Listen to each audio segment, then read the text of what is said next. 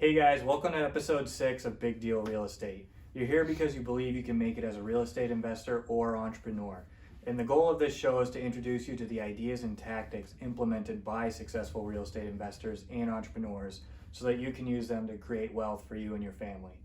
Now, my guest today is a real estate investor and entrepreneur. He's founded multiple businesses, including the Wholesale Network, Empire Capital, Renew a Surface, and Main Painting. He's done work in modeling, and I know he closed on his first multi-unit this past year, and he's recently adopted the flip the switch movement into his life. Now, when I speak about him, you'd think that I was talking about somebody in the later half of their life, but the best thing about him is he's only 20 years old. Well, I'd like to introduce you guys to Andrew Malley. Thank you. Hey, Andrew. How's it going? Good. Thanks for coming on the show. Thank you for having me. Yeah, no problem. So, starting off, is it okay if can you tell us a little bit about yourself? Yeah, so I'm 20 years old, just turned 20, and I've always loved real estate. I came from a family that didn't really have a lot of money, so real estate wasn't in my forte, like going up in life. It was more so get a normal job, work 60 hours a week, provide food for the table. So I'm just doing what I love. And yeah. So I know you recently started 2 new businesses, obviously the Main Painting and Renew a Surface. I'd like to hear a little bit about, where did you get the idea to start those, and how did you do it, and what kind of business have you drummed up since then? Yeah, so like my business partner Tyler Hall and me, we have it started from more so Tyler bringing it to me, was actually starting businesses, and once seeing how easy it actually is. I always remembered when I was doing electrical, for instance, I hated my job because it's not what I wanted to do. And inside, I'm like, I just need somebody to push me to do what I want to do. So those businesses started by somebody that actually worked for us. And we saw that they liked what they did, but they didn't like working for somebody else. Sure. So Renew a Surface, that was someone that was doing our bathtubs, redoing bathtubs. And we met him and we asked him, hey, what are you doing here? Why don't you start your own business? Because he was doing everything from the bookkeeping, talking to people. He was seeing these big checks. Like one day, $3,500 coming to him, he would get like $500, maybe not even. Sure. Some days probably $200. And we're like, tell your boss that your car broke down. And we after that, we kind of started on a different path and met him later on down the road, and he kind of broke down from his job, and we started companies with him. Yeah. So basically what I was hearing is you guys saw somebody and took advantage of an opportunity, not in like a bad way, Yeah. but you just saw an opportunity to help somebody and make money. And just take an idea and run with it, and that's what you guys did. Yeah, that way. And then also I just love helping other people out, getting out of the situations where they don't like to be, because I remember being like that. Oh, sure. That's I've been adopting that more into my life with the flip the switch movement. Like, not so much about like flip the switch and go make money. It's about like flip the switch, have a positive mindset, go help somebody out, and what I've noticed it's doing is it's creating more opportunities for me in like ways I didn't really see coming. Would you be willing to share with us a way that the flip the switch movement has helped you in a positive way? Yeah, so where it started out for me was when I was actually working, doing my job, day-to-day job. As an electrician. Yep. Yeah. So I met Tyler into real estate. I tried to figure out who was in real estate, and then I saw him, and I saw he was big and was with one of my idols, Ty Lopez. And then I met him and started working with him, and he's like, why are you doing this if you hate it? He's like, just quit your job. Just flip the switch is what he said. And that's like that night, I said to my boss, I said, yeah, I'm done working for you, and just quit. Yeah. Right off the bat. Yeah. So that's kind of what it did for me. It just like pushed me to just do what I knew I had to do instantly, just like that second. Yeah. To anybody out there, we're not telling you to quit your job right now. Come talk to us first and then quit your job. No, it all depends on where you were. I was 19, so quitting my job wasn't that hard. I didn't have all the responsibilities of kids or everything else going on in life. I could do it. If you're between 20, 25 years old and you don't have those situations, take the leap. Yeah, because we're young, we got time, we have enough time to like take those risks and see if we can actually get it done. Exactly. Can you share with us a little bit about what the Wholesale Network is? So the Wholesale Network actually started as me doing wholesaling and then partnering with Tyler to help me get into it more. And it evolved to this business that we have for wholesalers, because I found out wholesaling, you couldn't find buyers, and then finding other wholesalers to connect with. It's a business. It's like a friend business. We're not here to fight with each other or go against each other. We're here to grow.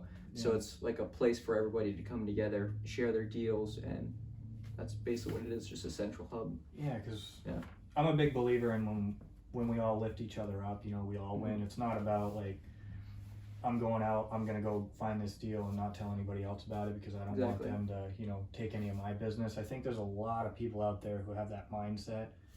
I think it's the scarcity versus abundance mindset, which, as soon as you get into the abundance mindset, your whole world changes. Exactly. I mean, there's millions of homes. There's millions of deals out there. Sure. If you have a deal and somebody, like, if you have a deal and you have the opportunity to share it and make some more business and some more people, you're just going to be bigger. No big companies made being small in a sense. You need to network and connect. So and it's like you could make like 20,000 on a wholesale and do it by yourself and not like make any connections, or you can make like 10,000 on a wholesale, make a great connection with somebody that you hadn't met before, and that business relationship like 10, 20 years down the road is going to be worth astronomical amounts, Yeah, and most of the time when you work with other wholesalers, you're getting connections that you didn't have, like buyers, other wholesalers, other investors, or future project that you're doing. So if you just like seclude yourself to this small little pots, like, you're losing out on so many opportunities. Let's say you get a deal you can't sell, but you shared a deal with somebody else to their buyer, you just gave them commission, then you're opening up your network, and it's just after that, it's just a snowball effect. You just get bigger and bigger and bigger. Yeah. Cool. So one thing I definitely wanted to talk about on this show is your multi-unit that you closed on this year. That's an awesome story. Like, Tyler was telling me a little bit about it, but if you could go a little bit in depth about like, just what you did to make it happen. So honestly, I had goals set out for this year, what I really wanted to do, and I was like, I need to get a building, I need to quit my job, I need to make over 6 figures this year, and I really want like solid businesses. And so the multi-unit was on the list, and I'm like, all right, it's time to get one. And when did you set those goals? It was around the beginning of the year when I met Tyler. So 2018 to 2019 is when I set those. So beginning of the year is when it started, and I was like, by the end of the year I'll have all these things. So it was halfway through, probably about the summertime, and I was like, I haven't really started searching for a building yet. I was doing wholesaling, so I was seeing buildings, seeing things, just nothing popped up. And I told Tyler, I said, this week I'm going to start looking for buildings. I must have I contacted 2,500 people just in Westbrook alone in less than a week. From the time I told him I was going to get a building to the time I found one was 1 week. Yeah. Just because I was going for it. I was not stopping until I found something. Were you like doing direct mailers, or were you just like picking up the phone, calling people? Calling people. Looking out for buildings, calling people. Every single property in Westbrook probably got a call from me. And I did that until I found it, and then I locked it up. It was pretty cool. The buyer, he was looking to do a bond for deed deal, so owner finance deal. So that was pretty cool. So no money needed down. Yeah, those are the best. Yeah, it was insane, because you see it on YouTube, you see all these people doing it. All my idols, for say, like Max Maxwell's a wholesaler. I don't know if you've ever seen him. The people like that, I saw, I'm like, that's what I want to do. It's like strategic financing or wholesaling, and I never did it. So doing it was like, wow, I'm actually here. It feels a little different too. So that happened, and we closed on it, and actually got handed $5,000 at the closing table for taking over somebody's property. $5,000 and the keys, and I was like, wow, man. this is crazy. It was nuts. And then the next day, it was the first of the month. So collecting rent, another on top of that. Passive income, mailbox money right there on top of it. Man, it was cool. Awesome. It was really cool. Now I know people back home are probably going to be like trying to flip the switch movement after like hearing something like this. Now, anytime in between from when you set those goals to when you actually closed on the property, did you like ever doubt yourself, or did you ever have like any thoughts of like, oh shit, like what if I can't do this, you know? Yeah, I know obviously that's a wrong mindset to have, but you know, people trying this out for the first time are definitely going to have those thoughts. Yeah. No, I understand completely. I'm still in the process of learning how to stomp doubt out. Yeah. I actually was talking to Tyler about this other day of you're brought up in society and you have so much doubt just because people are like, oh, you can't do that, depending on where you're from. From me, from where I've been raised, you can't do any of that. So I think what it's about is getting excited enough to where you're just doing it and you just like, you don't see any negative reason why it's not going to happen. Every time you see doubt, just stomp it out. And the whole time I wasn't even thinking like, I can't get one. You know, I'm like, it's gotta happen. I said the odds, it's gonna happen. It's a numbers game. It's gonna a numbers. happen at some point. It's gonna happen. Yeah. Don't know when. I don't know what building it's gonna be. I said, but it's gonna happen. Yeah. And after that, I just was on the phone, and didn't even know it was the building yet. Yeah. I went there, talked to the guy, and then just figured out that's what he wanted to do was seller financing for tax reasons, and that was the biggest thing. Yeah. One thing I'd like to share with everybody is like the goal you had for that place and when you actually closed on it. Yeah. So can you tell us a little bit about that too? So the goal was to have it by the end of the year. It was to get it locked down, seller finance 100%. And when I closed on it, it was $5,000, like I said, the keys, but it was also $125,000 in equity on the property because it's worth $425,000. I got it seller finance for about 305. So I already made my 6 figures for the year. Wow. So I crushed 2 goals, and the biggest goal was before I turned 19. Well, before I turned 20. Yeah. And then you like signed the papers like 4 hours before you turned 20. Yeah. So I was actually I was in the truck with Tyler. We were actually going by bank, and I was like, I didn't hit the goal, and he's like, are you sure about that? I'm like, dude, I said, there's no way I hit the goal. And he goes, call your dad, ask him what time you were born. So I called him. He's like, so when am I born? He's like, yeah, around like 5 o'clock. And I was like, no way. And I was like, that's all I need to know. Hung up, and I was just so excited. Yeah. I was pumped. Yeah, that's awesome. Yeah, it's crazy. It's cool. It was a cool feeling. It's it's kind of unreal. Like you see it and it doesn't look obtainable, but it's so obtainable. You just have to. It's all numbers. All just getting out there doing it. Yeah. You know.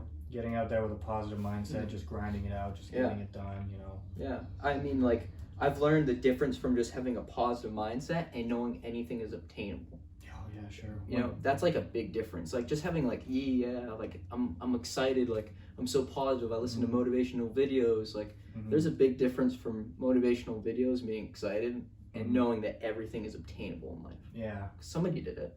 Because even I've adopted that recently as like a positive mindset and just go out and get it done. Don't think, just do it. And it's starting to change my life, and it's I mean, it's made me dangerous. I'm not the smartest person in the world. Me you know, neither. I was growing up and I used to get made fun of was in classes. Like this is just to be relatable to people. Like I was actually in like special education classes because I wasn't smart. But every single time in school, like in high school, I was in these special education classes, getting made fun of, all this other stuff, just growing up, and I didn't care. I just blocked it out. And I actually worked. It was around 40 hours a week in high school, and I still remember the day the teacher asked in financing class, anybody got a check? I raised my hand for my check, and nobody else rose their hand. Everybody looked at me like I was crazy. And it said it was like $3,000 for the week, $2,500, somewhere around there. Teacher's like, you made more money than I did. Yeah, so just doing that, I knew, like, from that aspect, I knew that I had what it took just to do something mindless for hours, and just you can get it, like anything's obtainable. I wasn't smart, but I knew what I needed to do to get there. You know, and that's where it really started for me. Yeah, it's interesting that you mentioned that you were in special ed classes in like elementary school. Do you think that helped shape who you are today? Yeah, I was actually talking about this the other day too. I was trying to figure out why. Yeah. I have the need to want to get more, and I think it's like more so the underdog thing. You know, you're looked down on. You know, people don't understand. You know, when you said mindset, and like if I was in high school and I was like, you know, I'm gonna do this. I'm gonna building. Like I'm gonna get into real estate. It's like every time I said that, I just get downed. You're not smart enough to do that. You can't do that. It's always your friends and family too, you know. Yep. Literally, it is. My friends and family were the worst. Yeah. And after just like blocking them out, I just kept on doing it. I remember getting wholesale signs, and I Those yellow ones. bought them. I did them yellow, and it was black with blue, really bright blue, because nobody else had it. Mm-hmm. And I was putting them out at midnight, 1 o'clock in the morning, after I got out of work. And my dad's like, "Why did you waste money on the signs? Why are you doing this? Why are you doing that?" And I just kept on putting them out. I'm like, "It's gonna work. It's gonna work." Yeah. You know what it's like. The people out there that like probably watching that have done it. You know. Yeah, I remember we did a deal out in Rockland because we got this stupid idea to get like 40 of those yellow signs. Yep. We wrote, we buy houses on them. Then we went to a snowbank in Walmart and just stuck all 40 of them in the snowbank. We got a deal out of it, but a couple days later we got a call from Rockland PD telling us we can't do that. We got to take our signs down. I remember we were like, okay. I had a bright idea to go to Walmart. And I got the poster boards. It was like 50 cents a poster board. I cut them in half. Mm-hmm. I made probably 400 signs, Mm-hmm. and I put them all around my hometown. Yeah. It's funny. Everybody's like, I see your signs everywhere. It's just that exposure. It's pretty cool. Yeah, I love it. Yeah. So yeah, do you think that going back to the Wholesale Network, do you think that all the connections you made back there helped you start your businesses and Renew a Surface and Main Painting? Definitely.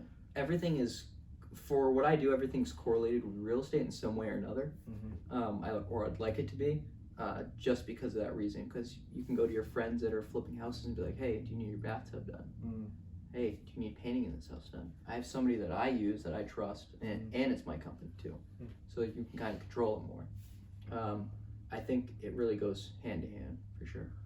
So I'm sure a lot of people watching back home are going to be thinking like, yeah, I want to do what they're doing. I want to do what they're doing. But a pitfall I think that they're going to see is they're going to try to like imitate what you do to a T, that they're going to miss like other opportunities that show up in their lives. So do you have any advice for them about how to not miss certain opportunities and to just run with certain things? Yeah, I think that's a hard one. Yeah. That is a hard one. You can take a second if you want. So I think the way to save those opportunities when you have them, like go for them. If you have some way that you have an opportunity that's amazing, go for it. Mm-hmm. It's all, for me, it's all what you like to do. If you're the person that likes to work 9 to 5 every day and go home, do it. Yeah. Just because you're an entrepreneur, not an entrepreneur, or you're an entrepreneur but you don't do it 24/7. Mm-hmm. If that's what you like to do, it makes you happy, awesome. Mm-hmm. But don't complain about it, right? Yeah, no. But once you have those because opportunities will come, and if you're not willing to take the step up and get them, they're gonna fade away. And you just always gotta be looking at different trends, different things that are happening. I've noticed that a lot coming up. So I mean, that's a hard one. Or maybe an easier question is, what does an opportunity look like to you? Anything that is what you love to do and you see it in your course of action where you're going. So like, I'm not going to take an opportunity and going and selling milk and making a milk company, distributing it around the country if I have it, if I don't love it. Right. Because I'm never going to be completely efficient with it. Mm-hmm. It might be a good opportunity to somebody that likes doing that in that industry, but it's not for me. Sure. So like my opportunities are the ones that I'm more capable of doing and I love to do, because I'll pour all day long. I'll stay up with 1 hour of sleep to do it, Mm-hmm. So it's all in really, is it a good opportunity for you and your actions to take it? Because I remember starting out, I wanted to do marketing and social media marketing starting out. I saw Ty Lopez. Yeah. That's what got me going. Did you do his agency thing? I didn't, but I was like, I want to do it, and I never really knew anything about it. So it wasn't really something I loved at first. Mm-hmm. And then real estate, I was like, I love it. I'm going to take this opportunity instead. They were both like right on the cusp. Like it was wholesaling and it was social media marketing on the same videos. And I was like, I bought this wholesaling course, started on that. And I was like, this is the way, this is what I love to do. and then you learn that some of those opportunities come back. Like I'm doing marketing for all the companies now, Sure. and I love it now. Yeah. You know, but it's kind of a hard question because an opportunity that may not be, or it can be in a sense. You know. Yeah. I think it's important, like at our age too, like to take something like that and just run with it and see if you like it.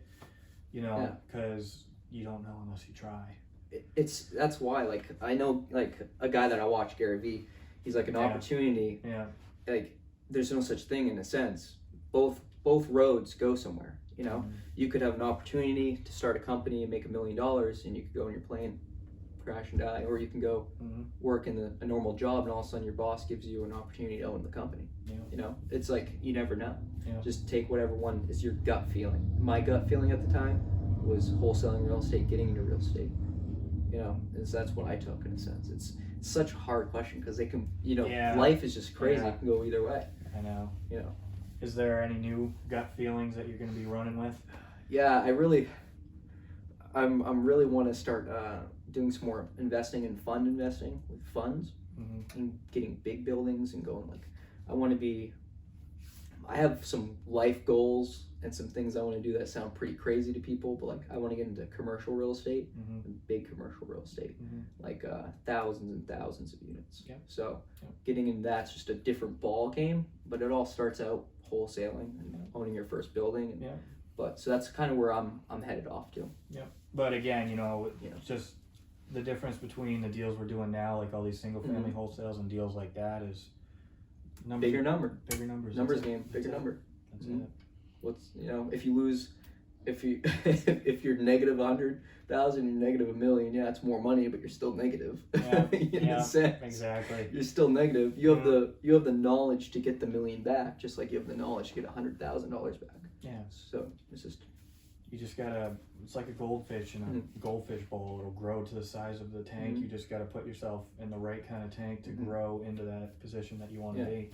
So wrapping up with the final questions. Do you have any reading material that you would recommend to anybody?